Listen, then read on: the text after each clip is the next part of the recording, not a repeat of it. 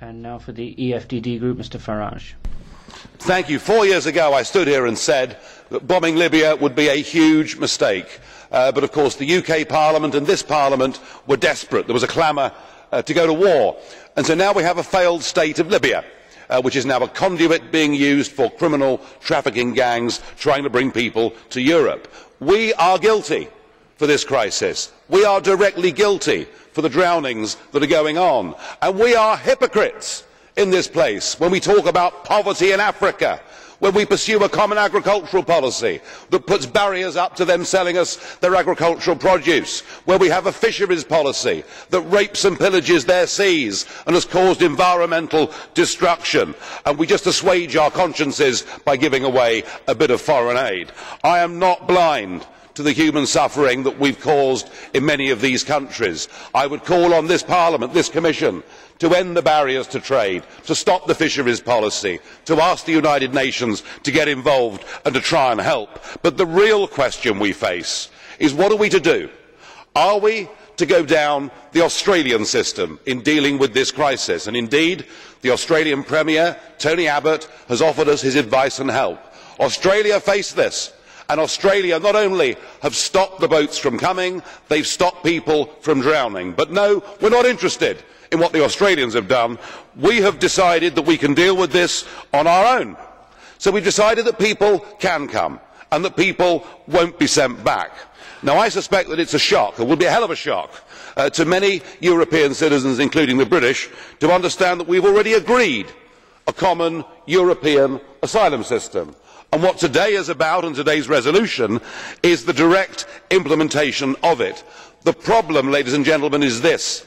The definitions for who qualifies for asylum are so wide, they include not just people coming from war, not just people coming from failed states. Mr Juncker this morning seemed to suggest that perhaps it would even include people who were fleeing poverty. I am sorry, we simply cannot accept countless millions. Already in countries like mine, 77% of the population say we cannot take immigration at current levels. But there is a real and genuine threat. When ISIS say they want to flood our continent with 500,000 Islamic extremists, they mean it.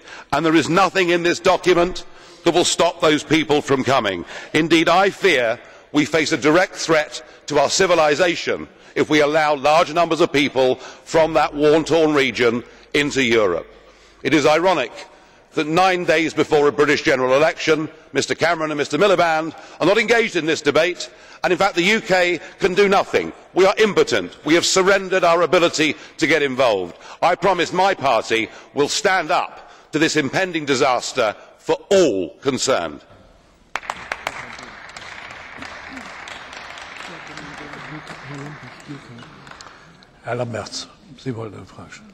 Mr Lamberts, you wanted to ask a question. The first time that we have had these kinds of exchanges, I would just like to remind you that many terrorist attacks that your United Kingdom suffered from were actually acts of your nationals, not imported terrorists, but people who were homegrown.